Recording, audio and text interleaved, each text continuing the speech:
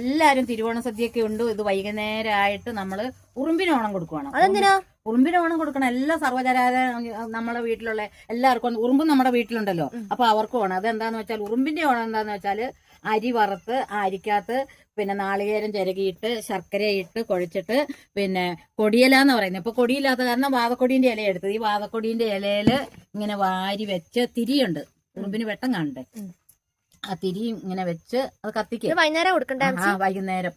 അതാ തിരി ചാടിപ്പോയി. സാരമില്ല, കത്തിക്കണം. ഇങ്ങനെ കത്തിച്ചിട്ട് നമ്മള് ഉറുമ്പിന് ഓണം കൊടുക്കുവാണേ.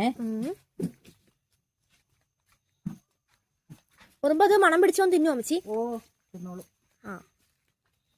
ഇവിടെ വെക്കുവാണേ, ഇവിടെ അവര് വന്ന് കഴിക്കട്ടെ.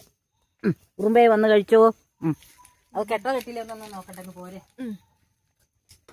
ഞാൻ ഉറുമ്പിന് ഓണം കൊടുക്കാണ്. നമുക്കിത് ഇതിന്റെ ചുവട്ടിൽ ഇവിടെ വെക്കാട്ടോ. ഒരു മണം പിടിച്ച് വരുവോ? ഓ വരൂല, ഇപ്പളേ വരുന്നുണ്ട്. തിരി കെട്ടുമോ എന്ന് ഓർത്തോണ്ട് കുഴപ്പമൊന്നുമില്ല.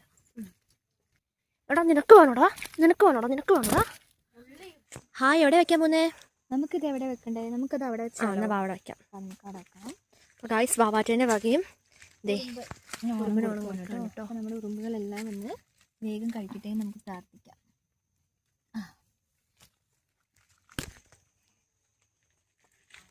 എവിടെ മങ്ക വെക്കുന്നേ? നമ്മുടെ ശിവന്റെ ഓപ്പോസിറ്റ്.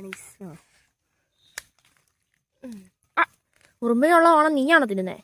കള്ളക്കളിയാണല്ലോ. മതി മതി, ഇങ്ങ് എഴുന്നേറ്റോ. ഓ ഗായ്സ്, അടുത്തായിട്ട് ഞാനാണ് ഉറുമ്പിന് ഓണം കൊടുക്കാൻ പോണേ. എവിടെ കുളത്തിന്റെ ഇവിടെ വെച്ചാലോ? ഇവിടെ വെക്കാട്ടോ. എന്തായാലും ഉറുമ്പുകൾക്ക് സന്തോഷമാവും. അവർക്ക് വയർ നിറച്ച് കഴിക്കാനുള്ള തീറ്റയെല്ലാം നമ്മുടെ വീടിന് ചുറ്റും നമ്മൾ വെച്ചിട്ടുണ്ട് കേട്ടോ. തീറ്റയെല്ലാം ഓണം, ഉറുമ്പോണം.